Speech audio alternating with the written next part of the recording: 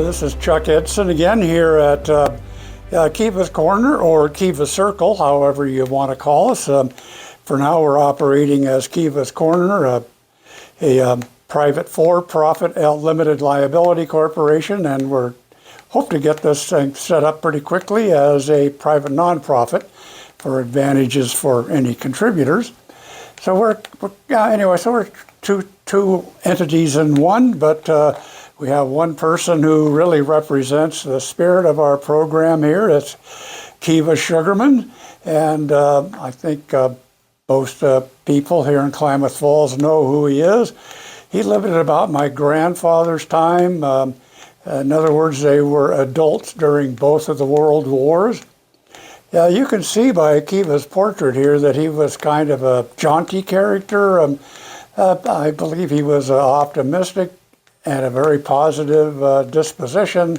He supported charitable public causes, and he was an American patriot who'd come here from Serbia.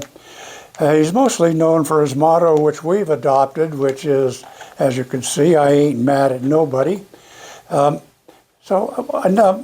purpose here, trying to look at it in a different way, is to try to demonstrate how to try not to be divided as a nation. I mean, that we're living in times of very, very severe conflict these days, I think, in terms of opinion and political opinion especially. I've opened this small studio here in October last year to try to work to this end.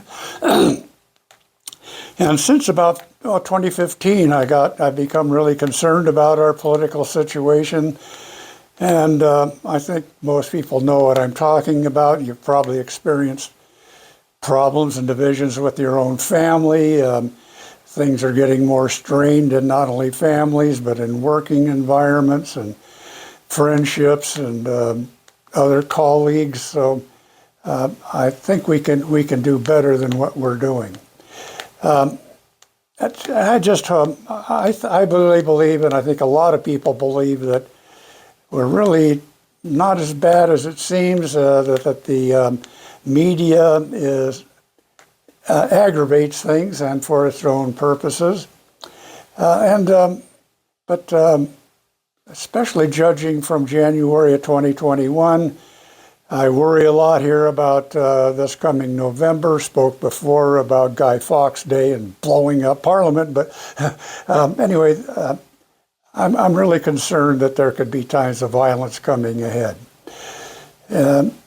Looking back at my cause here for about the last 2.5 years, I've been kind of making a public fool of myself, going to meetings and stuff. But at the close, I want to say a little more about that, why I am going about this anyway. A lot of people dismiss what I'm trying to do, but I'm afraid I'm not going to enjoy saying, yeah, I was right all along, that things were going to be as bad as I worried. I hope I'm wrong about that, and would be happy if I am.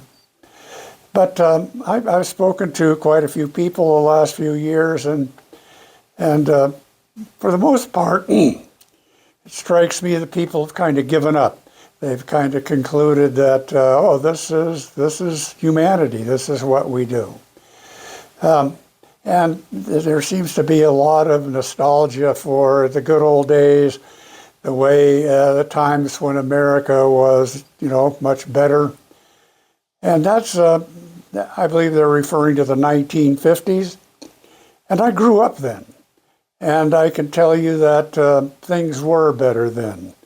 In a lot of ways, in terms of the public spirit and a sense of unity, far different than today.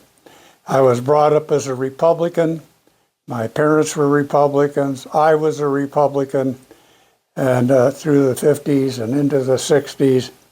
And then my government tried to draft me to, I felt, enslave me for a war I didn't believe in, and my attitudes changed, and I thought about my father's service and how he had basically put his life on the line to fight authoritarianism.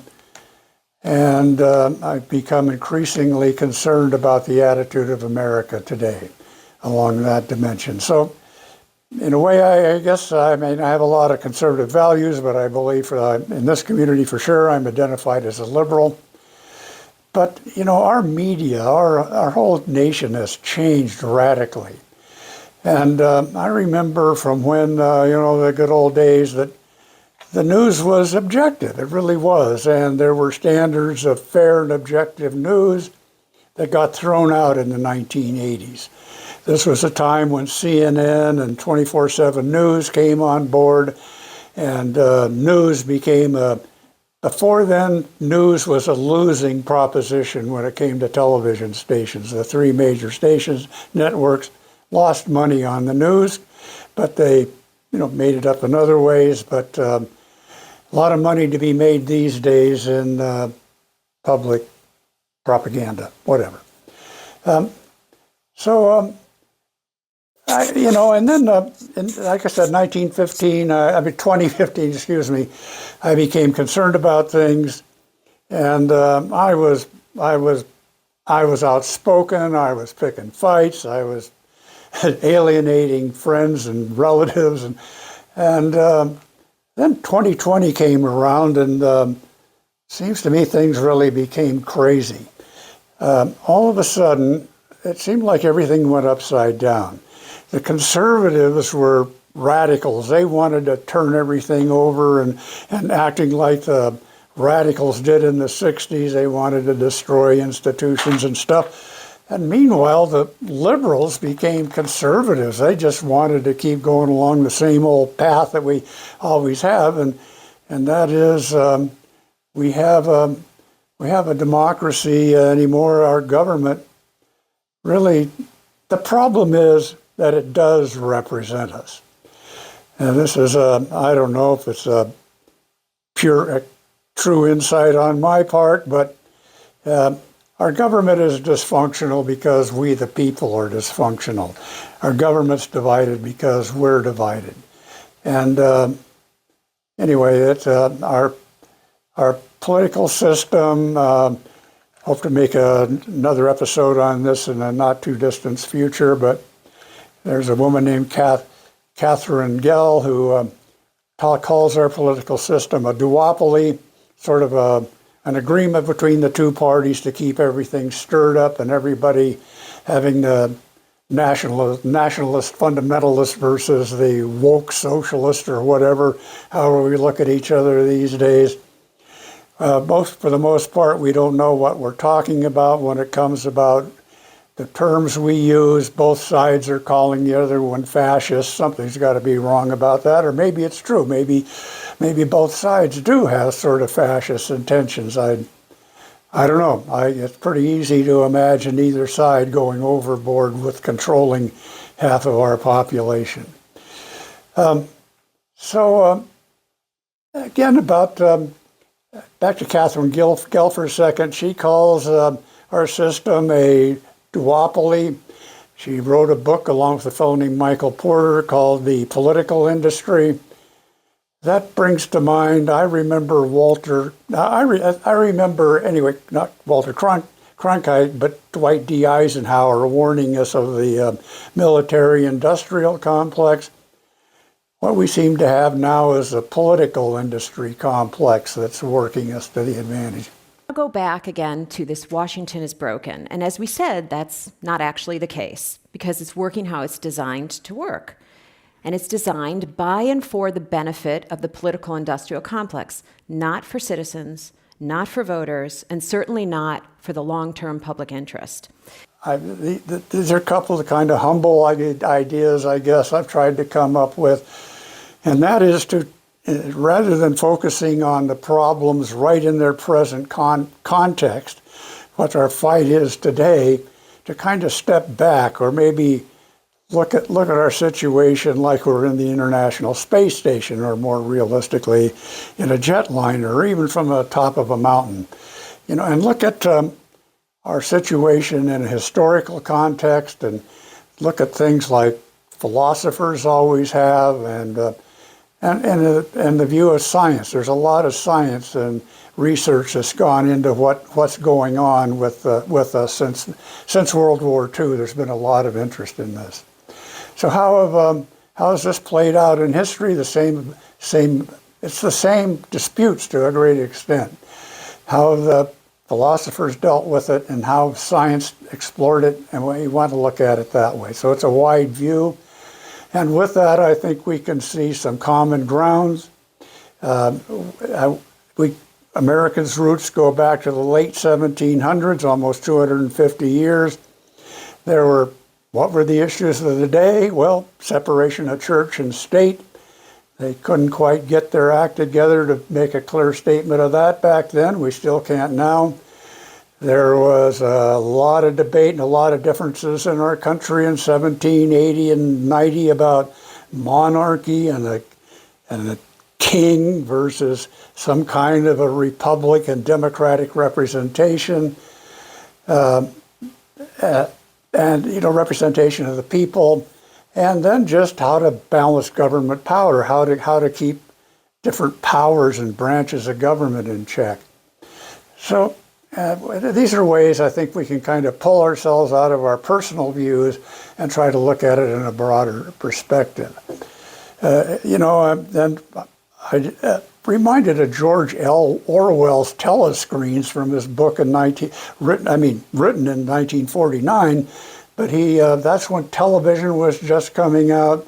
He foresaw the power that could be, and Big Brother. Except now we got two big brothers talking to the different factions in this country. So some historians and philosophers and thinkers have seen this coming. This is the direction the world is going in at the present time.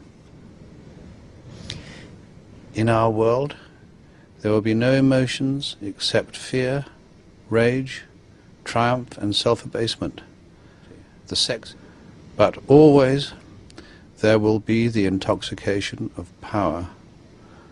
Always, at every moment, there will be the thrill of victory. Another way, a broad view that I think we could take is evolutionary psychology, and there's a lot of information about this, our tribalism and our political silos and so forth. But we're a species that is vigilant for threats. For millions of years, we lived, before most of the time we didn't have language, thought much differently than whatever we do now. But most of the time, we didn't have to have language. You didn't really have to think about what the problems were or what was causing them, what was causing the threat or the risk. It was obvious. It was that lion over there was that group of strangers. I don't know if they're friends or enemies, or gosh, this is a rocky, steep cliff. What are my chances of surviving this? I mean, the stuff was simple then. Then along came language, and we started reasoning and thinking in new ways. We created civilizations. We created trade networks and interrelations between. It's a whole different world now, and the fiction that shows matrices and so forth, and what we live in is not what evolution prepared us for. What we're prepared for is the clear and present danger. What we're living in now is a very complex world where you don't know what's causing what or if it's making things better or worse. I want to say a few things about thought experiments, and on this subject of evolutionary psychology, there's one, and this has to do with a subject kind of dear to my heart, I guess, that I think does represent this difference in our evolution and the way we look at things, what I've just been talking about here, and that's type 1 and type 2 errors. And in this, we have to do a thought experiment. Imagine it's 80,000 years ago. You're one of 10 people on a hunting party, and you're out traipsing across the savannah, and you're on the edge of one of the flanks. And this is the season to find antelope calves, and they're usually in tall grass. And you're out there, and sure enough, there's some tall grass in front of you, and it starts rustling, and you think, well, you go, okay, you got two choices. Okay, that's that's a baby, an antelope calf. You go in and you kill it, and you were right, it's an antelope. And everybody has a great dinner, and everybody celebrates you for your brilliant work. On the other hand, suppose you've run in there with your spear raised and you come face to face with a leopard. Well, in that case, you're lunch for the leopard. And so that's the kind of thing that we are really programmed to deal with. And the type 2 error is even worse in a way. And this is a bigger problem for our times, I think. So you're going along and you believe that stirring in the grass is a leopard. So you turn around and hightail it and you tell all your other 9 buddies to come with you and you all run off and you get together, you feel safe, you stop and you look back and a antelope calf staggers out and 6 lions attack it and eat it. Well, then you're kind of the village idiot. And but the difference is your genes, you're still there and alive and you may find a mate and those genes still go on. But we today tend to look at things as we're about type 1 errors, and if we approach somebody who's dressed in the wrong color, wearing the wrong team's uniform or something, we avoid them because they may attack us. But it's not the kind of risks that our forefathers faced. It's just taking a bit of a chance, you know. But what are the chances if you approach somebody with the wrong party's hat on their head and spoke to them a friendly way? What are the chances they're actually going to come out and hit you? Not much, but I believe, are programmed this way we just naturally avoid situations that we see that are risky, that could really be opportunities to get together. So let's try to take a chance on tolerance and curiosity and consideration of other people and take that risk. I think I like to listen and not make any judgment. I think it's important that you understand where the other person is coming from. So again, going back until about 3 or 4 years ago, I was one of those guys who would shout you down and tell you how my liberal views were right and how you were wrong or whatever. And I don't do that anymore. I used to be going about looking around for who's on the wrong side and thinking negative things about them. What I do now is I go around looking for friendly faces, and especially if it's somebody who's on the other team, I really believe I'm more apt to approach them than somebody. All they have to do is sort of smile. Just look for the friendlies out there, and you'll find that there's a lot more of them than you think, and your outlook on life gets a lot better. This leads to one of the things I've kind of come to think about too. I forget whose idea this was, but I like it, and that is maybe we can try to gain some empathy for each other and understand how miserable we've become in our anger and frustrations and sense of victimization. So with all that said, I want to go back to what we're doing here. And that I've gone into some kind of philosophical or historical or whatever depth on this thing. But what we're doing here is this is the first of a series of episodes on trying to analyze what are our problems, starting that today, and what are the causes of those problems, and then information on what is the solution to our problems. And these are, we call these information and opinion productions.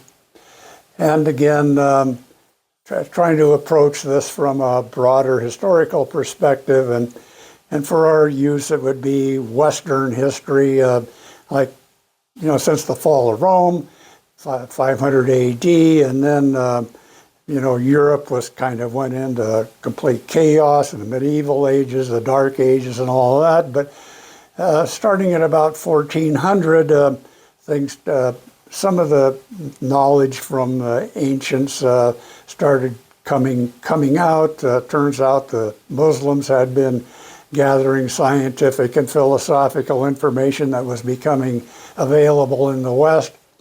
And so the Renaissance came about in the 1400s, and people were looking at science and questioning the assumptions of some of the fundamental stuff about religion and things, and thinking that maybe the world was more than 6,000 years old. And I mean, lots of new thoughts were coming into view.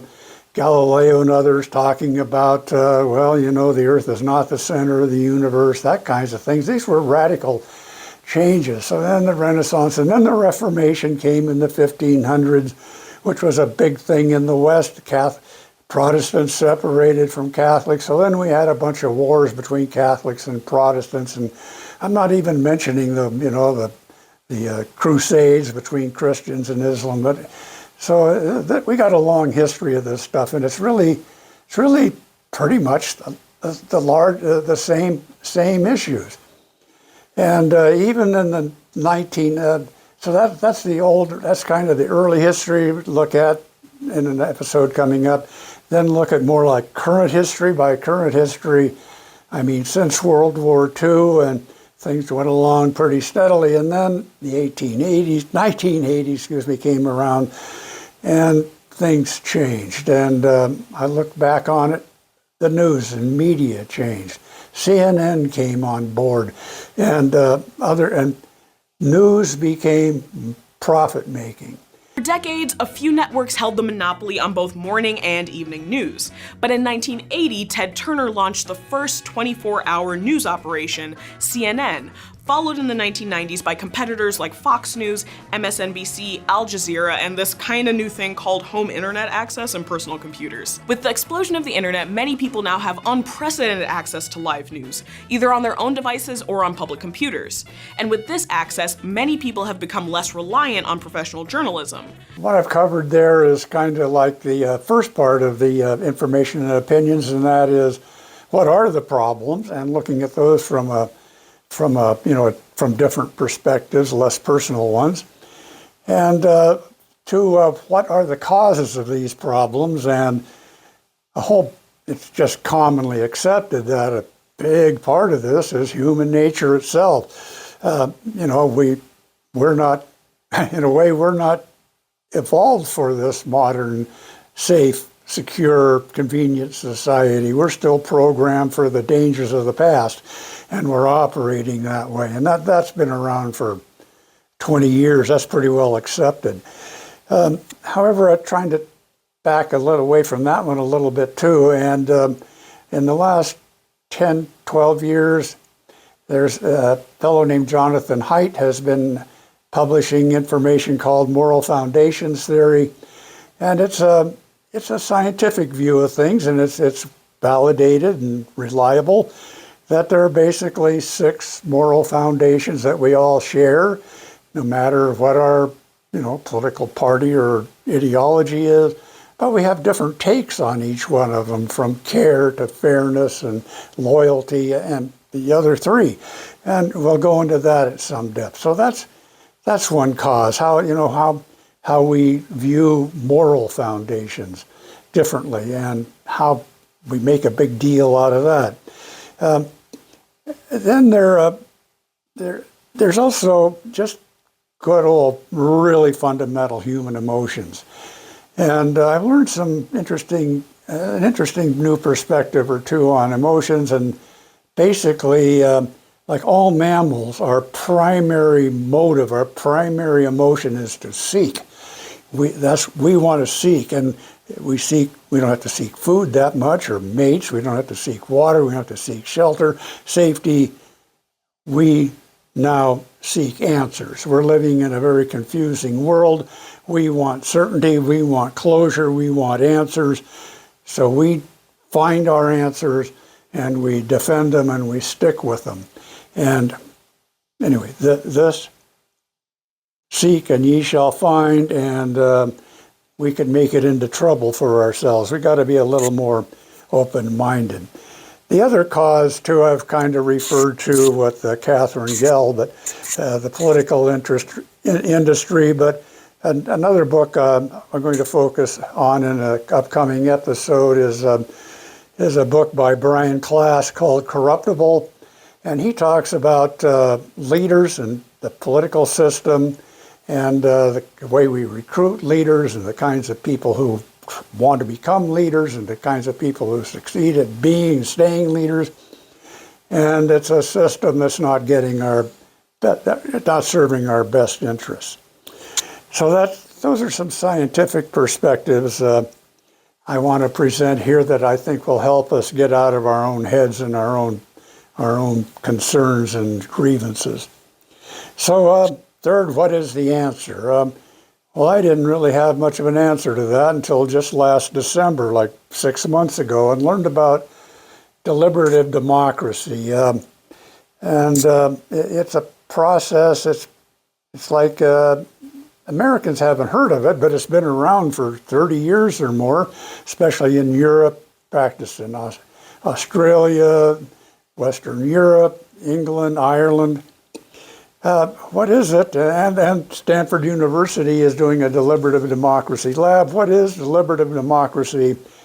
It's kind of like going back to ancient Greece. You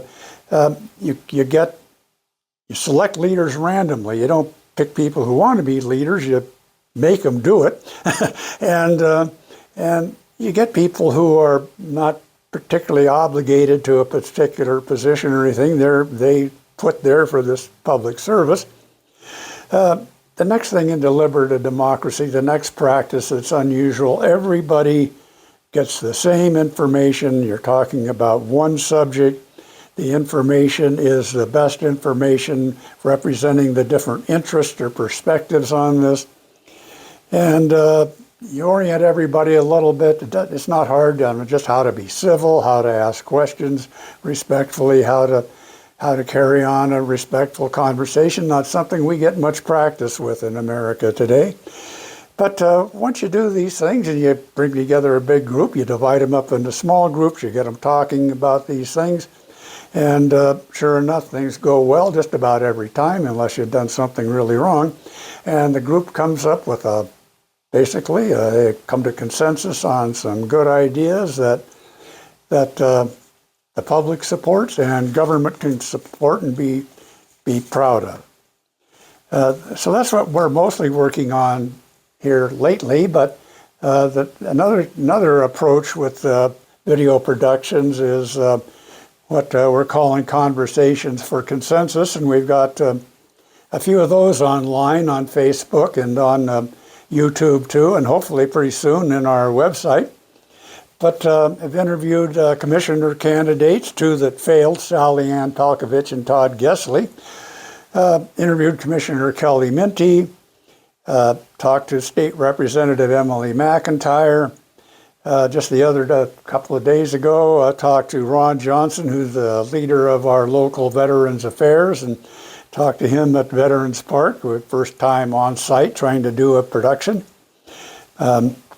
And plan here in the near future to invite commissioner candidates Andrew Nichols and Regina Jackson. Hope they come, and sheriff candidates Brian Bryson and Shane Mitchell, and we'll bring other guests on too. And we got Chris German here and Tiffany Beach, and they may have friends, or may have other. They may know people who could come in and they could interview them, whatever, and continue that style of approach too. However, the big event, the main event that we're working toward here is kind of our mission, I guess, calling Deliberations for Democracy. And that is, I've been approaching our local governments with ideas about how to bring together larger groups of citizens to conduct a deliberative democracy a conference or something. It would probably take 2, 3, 4 days, maybe, depending on what it is and how contentious it is and how far we go. But spoke to one commissioner about possibly actually 2 commissioners about doing it on public safety in rural areas, and they expressed interest and some support. So I've already described the process, so I won't do it again, but this would take a considerable amount of community support, first of all, to persuade our local governments to do this. For government to take any position, even a neutral or a nonpartisan one in today's environment, is risky. You're apt to lose votes, even if you're trying to be objective and fair. It's unfortunate. But I believe if the public said, do this, I believe they would, and they would be happy to do it, and really gratified with the outcomes. There is something going on in the world right now. There is a hunger across the globe in political systems to get citizens involved in decision-making and policy development. And citizens want to be involved in this role as well. I'm going to tell you a story about Ireland and its experience with citizens' assemblies. The level of inclusion and support to people to give their opinions and their values and to share that and for it to be considered and not shot down has been absolutely amazing. The 100 people that you have in the room have to be representative of your society, all of it. With the diversity, I've met so many people that I would never have come into my zone before, unless it was in this environment, and it's really fantastic. Everyone in our country can look into that room and say, I'm there, I'm represented there, that's me. It's 100 real people, and I really do believe we've represented our country and our future generations really well. All right, I would like to conclude this episode with another thought experiment. I described the one before about type 1 and type 2 errors. And this one comes from a real philosopher. I don't know if I came up with, I doubt I came up with type 1 and type 2 errors myself, but I don't know who may have done it. But a better one created by a fellow named John Rawls. He was an American political philosopher who died in 2002. He was about my parents' ages. He did a thought experiment which he called the veil of ignorance, or original position. And to explain that one, I think of, if you've seen the movie 2001, at the closing there's this image of a human fetus in space approaching Earth, and the fetus is looking down at Earth kind of like he or she knows what's going on or something. It's an interesting image at the end. The other part at the end is pretty ridiculous, but that scene, I think, is really compelling. But Rawls' thought experiment is, imagine you're that fetus. You have all your cognitive abilities you have now.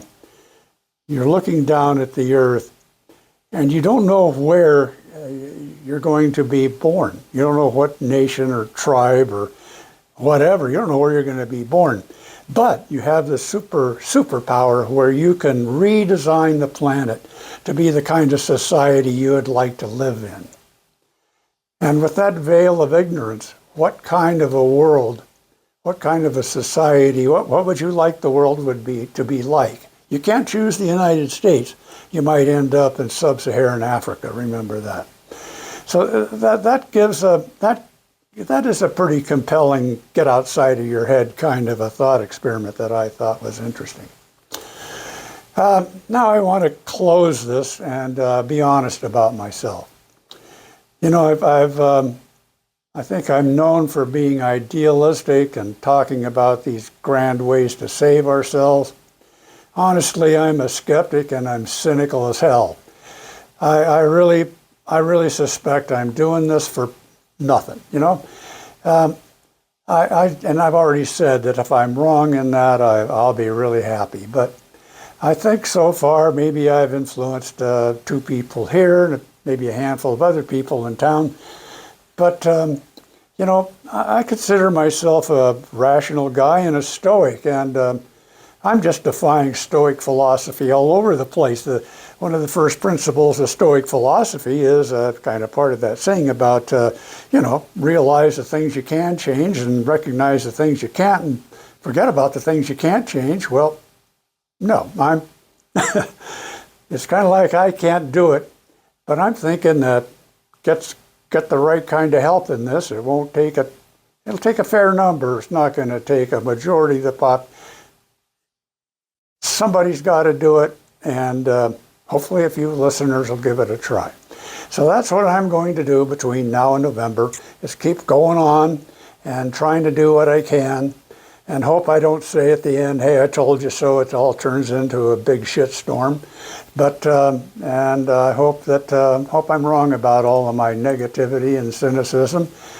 But with that, let's try to take another view at things and give humanity a chance.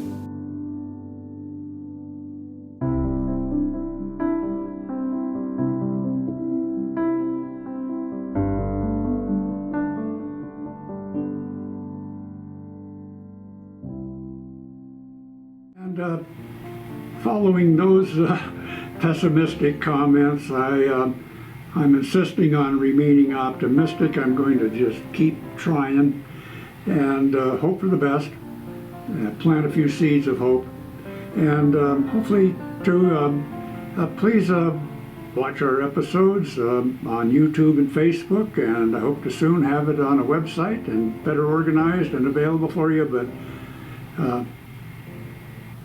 please step up, and thank you very much.